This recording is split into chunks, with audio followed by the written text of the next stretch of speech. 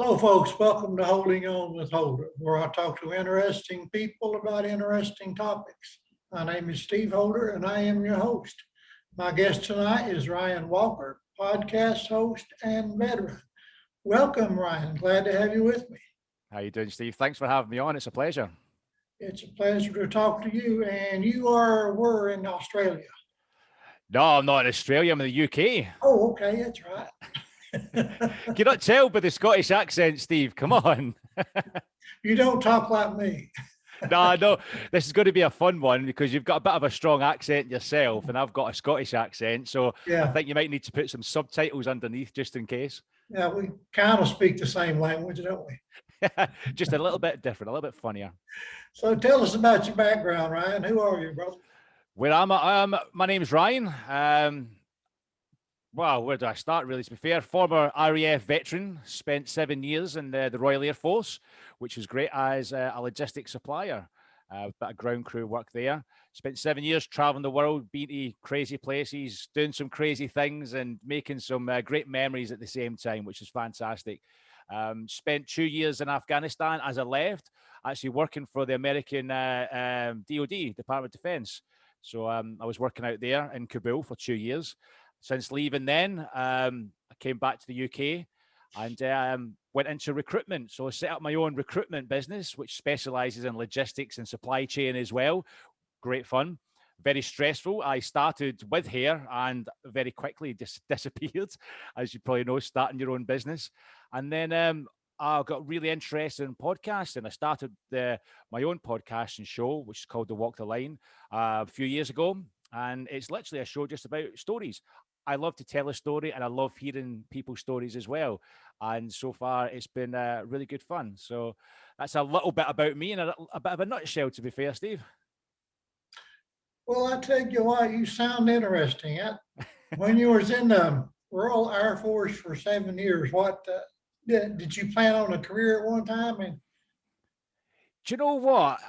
I've came from a military background from my family. My granddad was in the army. He was a medic in the army. He served at the back end of the Second World War. He was in the Korean War and all that sort of thing. And then previous generations from that, they were all in the forces, be it Navy, Air Force, or Army sort of thing. So I've came from a little bit of a background. My dad was the only one from about 7 generations who wasn't in the forces. And the reason why is because my grandmother didn't let him, because she's seen firsthand what happened to my granddad, and he got injured, and unfortunately he died through a stroke due to his injuries in the Korean War. His Jeep got blown up, and he survived his injuries. But later on down the line, like 20, 30, 40 years later, he kind of passed away because of that. See, my dad was forbidden to join the forces, which was one of his regrets, to be fair. So I've grown up in like a military background. So when I joined the forces, I don't know really, because initially I was only 19 when I joined, which is really daunting. Never experienced. I mean, there's probably younger people than I was. They were like 16, straight out of school. I went to college for a couple of years after that, and I wanted to go in for a long time, but not stay in for too long. One of the main reasons is because I started when I was so young. I haven't really experienced what life was like normally. I've not had my own place, not had the experience of paying bills. I've not had the experience of the joys of having a mortgage and all that sort of stuff, and working 9 to 5. So I've seen what it was like for people who are started in the military from like 16, 17 and went through a long period of their career to like 22 years, 25 years. And the adjustment has been incredibly hard for them.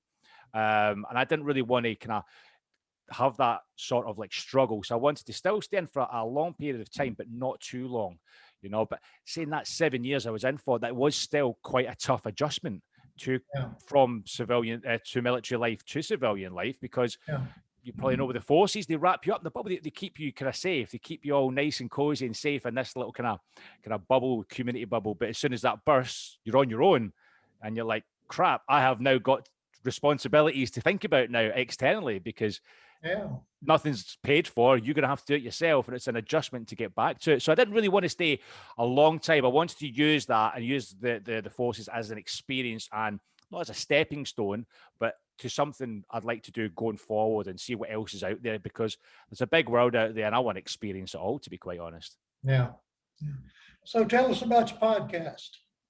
The podcast, it was a bit of a random sort of way I started it, to be honest.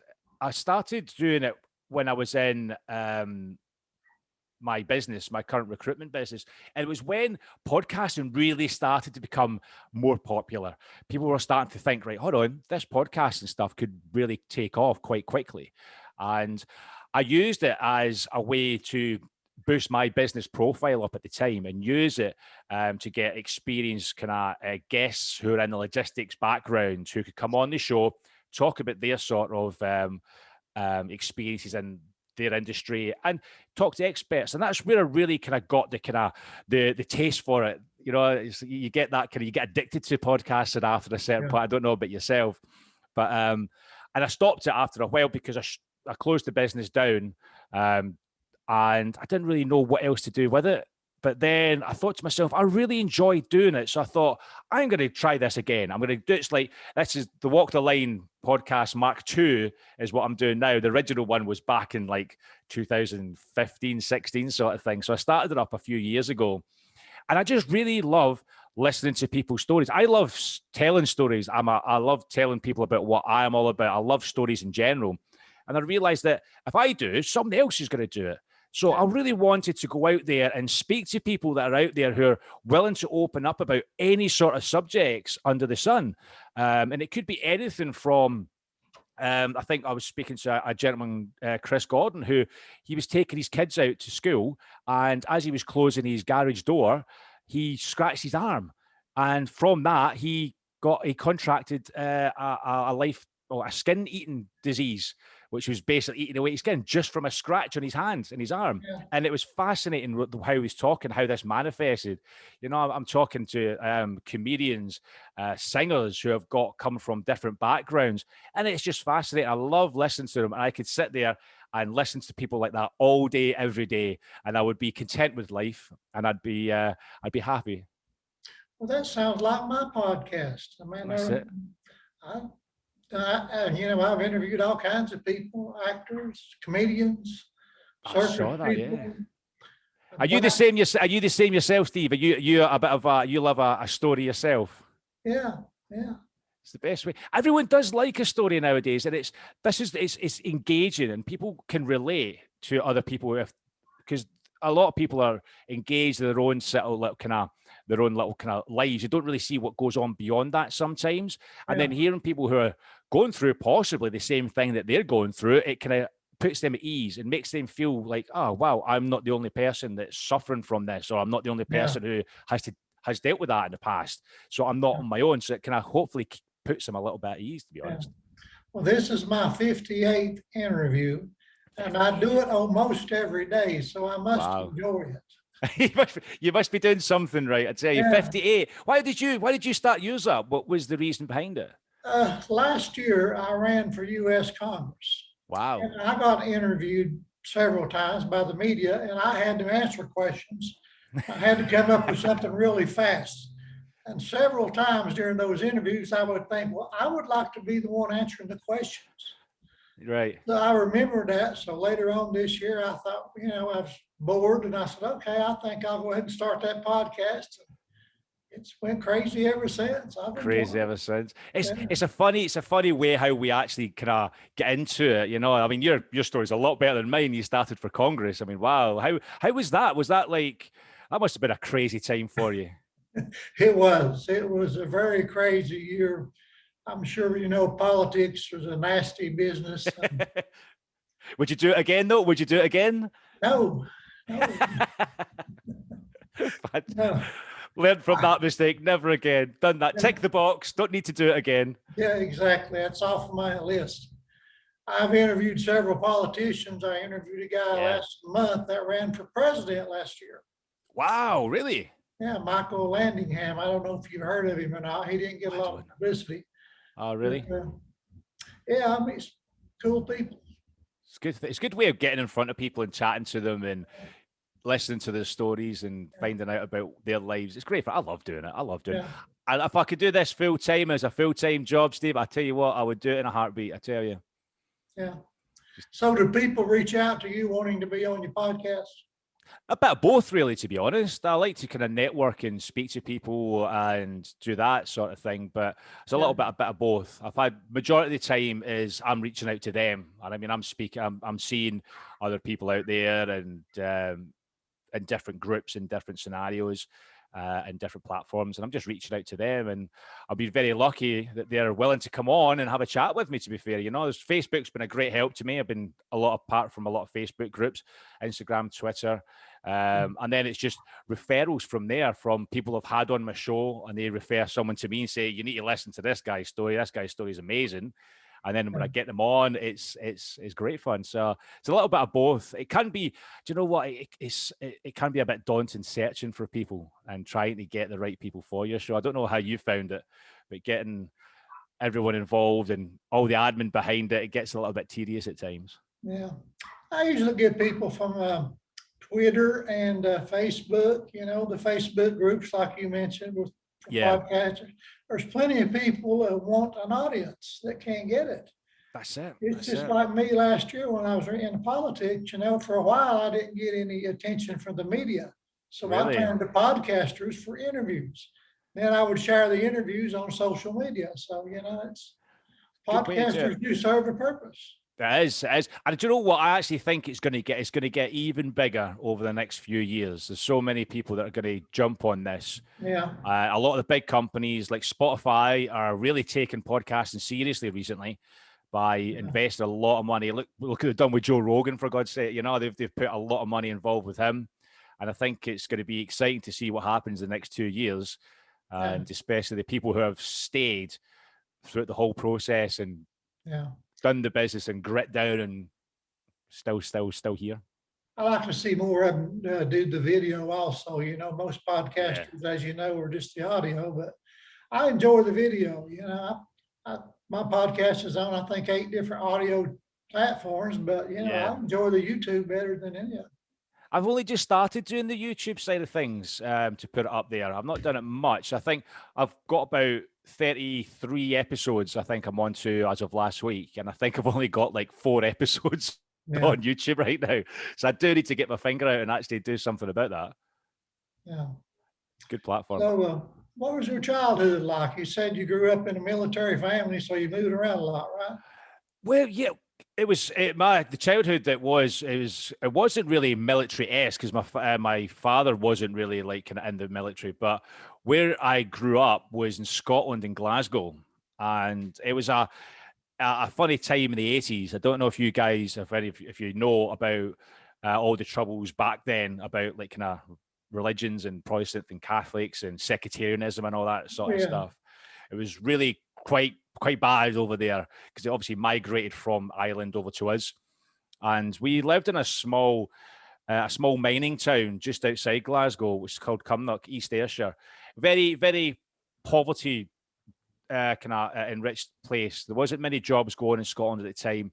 It was a lot of kind of, but I wouldn't say it was rough, but there just wasn't much happening. So it was hard growing up, going to school. You always had to kind of keep your eyes out just in case something happens. If you look at someone the wrong way, you're going to get going to get a shoeing and stuff. But it was a little bit rough.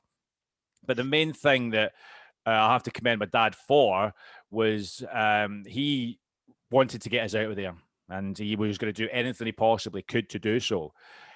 He was by trade, he was a pipe welder. So he was in the roads, in the middle of in the trenches in the roads, welding all these pipes, could be water pipes, like any sort of pipe sort of thing, sewage pipes. He was welding them together in the middle of the road sort of thing. And he basically he knew he could do it. And he wanted to get us out of there. So he literally worked his butt off for years.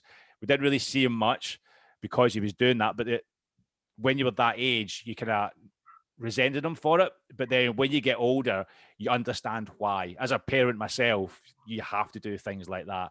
You have to sacrifice certain things for the greater good sort of thing.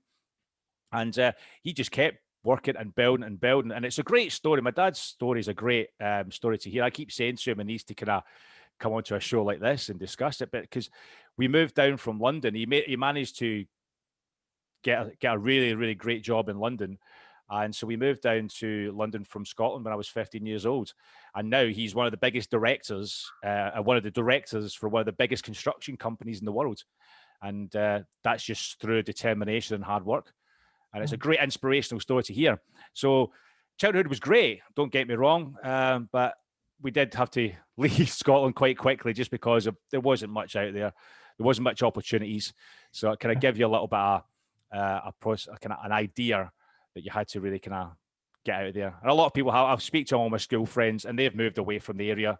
They've moved to different parts of the world, really. I've got a couple in Canada, a couple of guys in Australia that just moved away. So it's getting better now. There's a lot of money being invested in the area where I used to grow up, which is great to see. But it's, I've just decided it wasn't for me. So I've still got the accent. I'm down in London for about 15 years. Still got the accent, so it's not too bad. But it's not good. So what's been your biggest challenge, Ryan? Biggest challenge? I've got a few. Do you know, one of the biggest ones I had was probably recently, not too long ago. It was 2016, 2017 it was.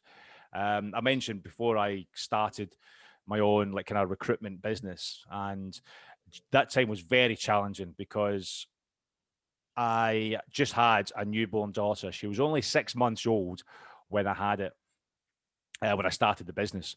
So there's obviously there, and there's no really any sort of cushion there for regular income to make sure that the money's coming in to support her, support the family. Me and my ex missus at the time, we weren't married, we were just together. We had our own house, we had a car, we had everything. And the pressure of running your own business, and her family invested into the business as well. So they backed me in it, which is great. And I really appreciated them. But then you had a lot of people putting a lot of pressure on you, because if you don't do it, you're going to lose out on money, and you're going to lose out on your family's not going to be supported. Your everything else is not going to. People are just going to start thinking you're crap at what you do. So there's a lot of pressure coming my way. During that, I mean, I was only young. The problem at that site, the problem with all this was I was in a wrong mindset with everything. I was in this sort of young, when you get them, the young entrepreneurs who think they know everything. I know the best way. People were giving me advice, and I was too proud and too headstrong to go, okay, I'll take that advice. I was pushing them away. I was going, no, I know better. You don't know this industry. I've been in this industry for years. I know more than you. And that's thinking back now, it pains me to think about it, because if I could go back, I would probably slap myself and say, stop being like this.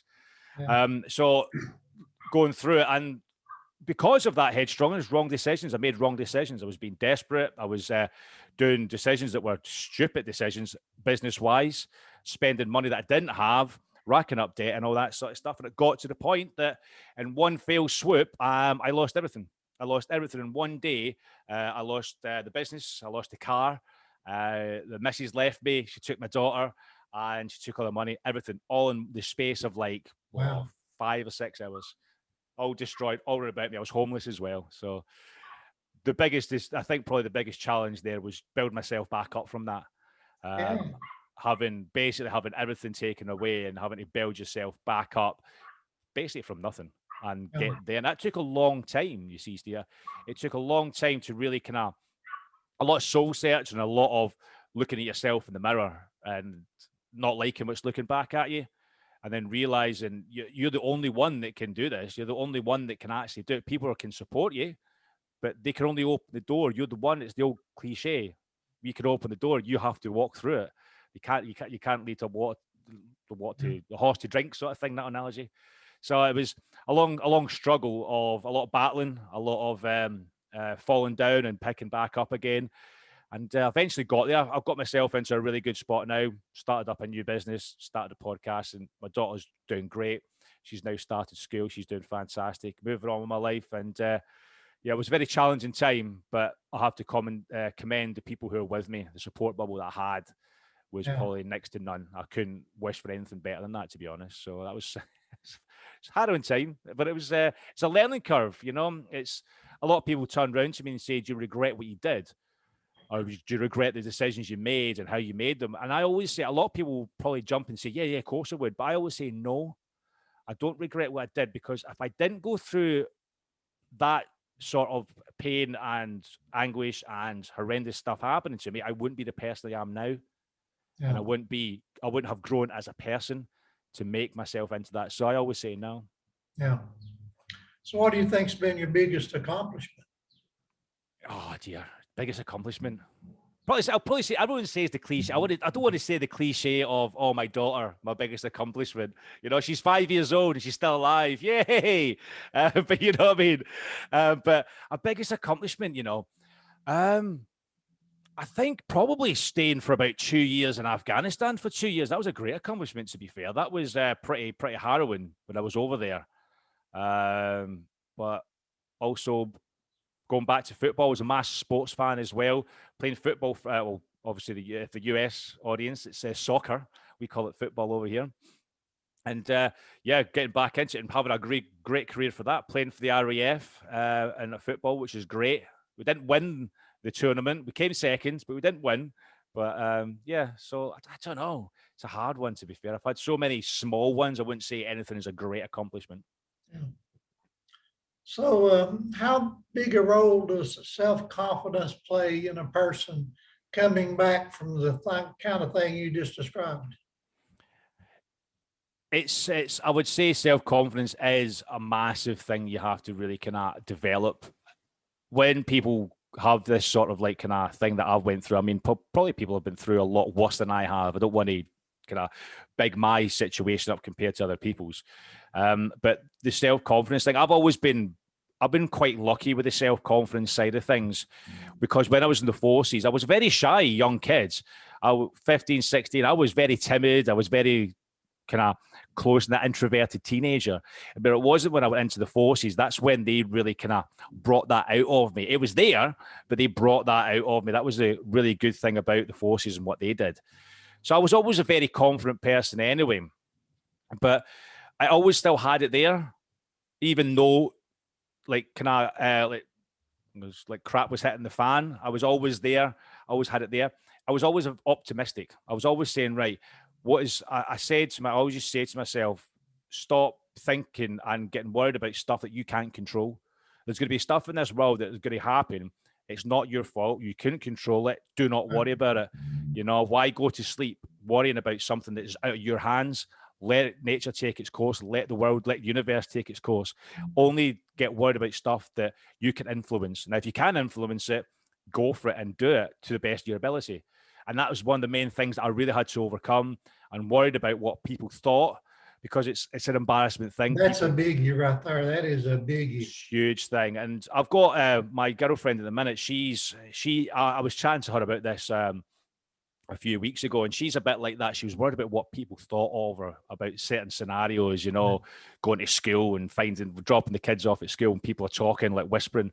And I'm just like, I don't care what people think, And that's the biggest hurdle. It's when you turn around and say, why are you worried about what people think of you? And once you get over that hurdle, it makes it's nirvana, if that makes sense. Freedom, isn't it? It's freedom when you get there. Yeah. It is, and it is nirvana, because you do not mind what people think of you. Don't care what their thoughts are, and you can concentrate and just moving on. It's like you've had the leashes has been taken off, the chains have been released, and you can just drive. And I always encourage people to say, like, it's all very well good saying it, but in practice, it does take time. And it took me a long time to get there. It took me a good few years to really kind of do little things each day just to kind of chip away at that and do things. Then do things like this podcasting, for instance. That was a major thing for me, because you're putting yourself out there, and that self-confidence resonates, and you don't understand it. Always do one thing. I've always said, always do one thing each day that scares you, because then you'll start to feel that confidence build up. You're doing something you've not done before, and you've talked to someone you've not talked to before, and you're doing different things. And eventually, after that, it's a gradual process. The self-confidence will come back in, and you'll feel better about yourself, and then you'll realize there's a whole world out there that you can take on. Yeah. And it is easier said than done. I mean, I'm basically a shy person too. I was like you when I was growing up. I was scared of everybody. I didn't want to talk to nobody. That's it. And look at you now. You're running for Congress, and then you're going Yeah. for your own podcast show. You know. Who would have thunk it, right? That's it. Who would have thought 15-year-old Steve would be sitting there? He'd be going, no, I'd never do that. Yes, you will. The Yeah. world's your oyster. There's nothing stopping you doing what you want. You know, if you want to go out there and do something, you go out there and get it and do Yeah. it. Nobody's going to think in bad of you. I'd rather have a lot of respect for someone who went there and failed than someone who didn't have the bottle to go Yeah. and do it themselves. We got to learn to shut off that inner critic. That's know? it. That's it. Was it the old African proverb? The enemy was it once? Was it? I can't remember. Once you conquer the enemy within, the enemy outside can do us no harm. Which is, I've always thought that it's a really good one. That. Say that again. It's that once you conquer the enemy within, the enemy outside will do you no harm. I like that. So it's a great little quote, to be fair. I've always thought that in the back of my head, sitting there going, oh, wow, that is, and it is. Once you conquer your own demons, there's nothing can stop you. Well, let's move on to important stuff. I hear you are a pro wrestling fan. I am. Oh, God, yes, Steve. I've been dying to get hold of this. I have not talked to someone about pro wrestling for ages. I'm excited about this. Is there a lot of wrestling on TV over there? We got the usual sort of stuff. You got your WWE, you get your AEW, and we got Impact, Ring of Honor, and all that sort of stuff. Not as much New Japan stuff, so I have to really kind of go online to watch that. But it's the normal stuff, yeah. But I've been keeping up to date with all the Wednesday night wars and all that sort of stuff. If you want to call it a war, I didn't think it was a war, really, was it?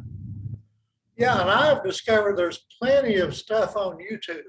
So if you check out YouTube, put it wrestling in the search bar, there's all kinds of stuff, old stuff, new stuff. I mean, wonderful things. So, I started watching wrestling when I was really young.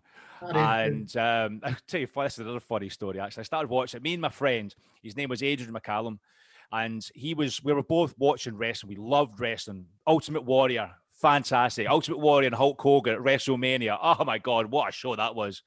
But then you'd realize the ins and outs of what the Ultimate Warrior was all about, and you go, oh, but still. So we kept watching it all the time. And I went to, they came and toured Glasgow, and my dad took me to see it. So he took me to live to watch it in Glasgow at the SECC Arena in Glasgow.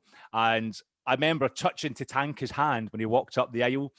I put my hand out and Tatanka slapped it. And I was like, oh my God, Tatanka's just slapped my hand. Best thing ever.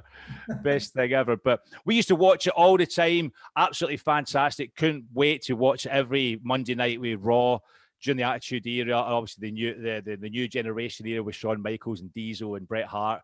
And I moved in. So when I moved away, 1998, I moved down from Scotland to England. So I lost contact with my friends. I didn't really mention, because that was before really internet and emails, and was a bit outdated sort of thing. Wasn't really there. So fast forward about 6-7 years later, I eventually go on. It was when Facebook became quite apparent and really huge. And I looked on there, and it was like, Adrian McCallum has sent you a friend request. It was my old friend I used to watch wrestling with. Well, lo and behold, he didn't just watch wrestling. He decided he wanted to be one. And he became one of the biggest wrestlers in the UK. His name was Lionheart, and he was like one of the biggest UK wrestlers. Yeah. And I was like, what? And I was watching him. He sent me DVDs. And he sent me a couple of T-shirts, and he was like, look at me now. I was saying to him, my God, you remember when we were 10 years old watching the Ultimate Warrior against Hulk Hogan, and look at you now. And he's like, I'm living the dream, man. I'm living the dream. Yeah. Do you remember Macho Man, Randy Savage? Macho Man, yeah. Macho Man and Miss Elizabeth. Oh, yeah. Well, I seen him live here. He came to my hometown once. Really? And that dude, he was so short. He must have been about 5'8". I was taller than him. Really? Yeah, but he looked so much bigger on TV. He so still had talented. The muscles and all, but he was a real short guy. Oh yeah, so talented though. Such a charismatic person as well. You could sit. You knew when he was there, when he was talking, he had everyone in the whole world, the room, wrapped around in the palm of his hand straight away, and it was fantastic. I loved it. I loved it. And of course, everybody always felt sorry for Miss Elizabeth, because he didn't respect her, I know. Do you know what? Later on, when one of them, it's the glass shattering moments. When you're watching, I was watching all the old wrestling stuff from like Macho Man and back to the early 90s. I was loving it as a child. Absolutely fantastic. And it's not until now I've been doing like watching documentaries about why Yeah. situations were, and I'm like, oh wow. And it's really quite bad about obviously the stuff that Macho Man and Miss Elizabeth and the Ultimate Warrior being a bit of an arse, really. To be fair, he wasn't nice, and how Hulk Hogan always manipulated people, and how Bret Hart got screwed over at Montreal, and it was like, whoa, this is some really crazy stuff. Not, you don't expect that. You're like, oh, the curtain's just been pulled down. You know, it's like you're seeing everything, which is really quite strange, to be honest. Yeah. Now, Mick Foley, now that dude has done some amazing things over the years.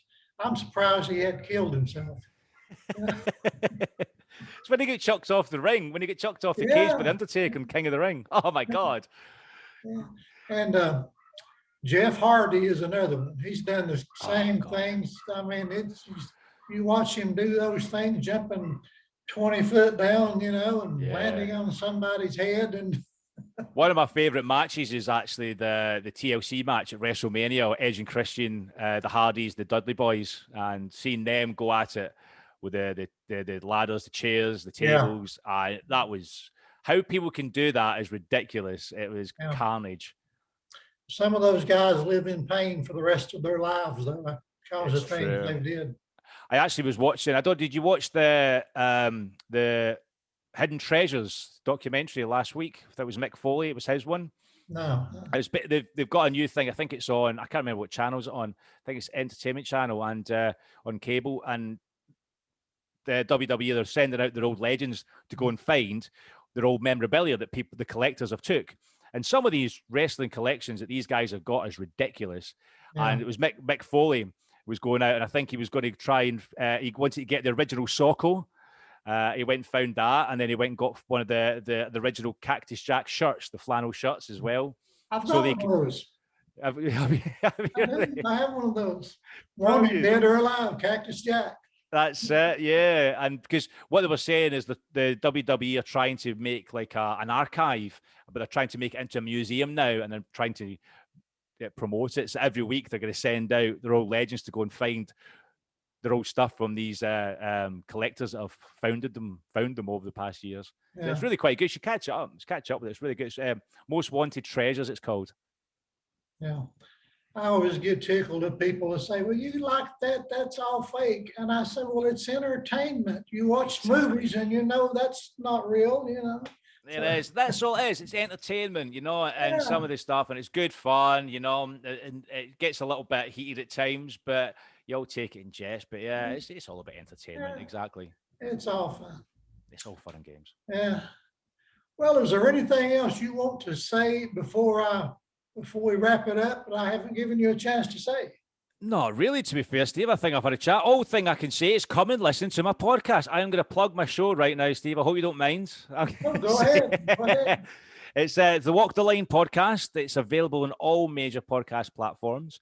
Got a Facebook group as well. If you're more than welcome to join.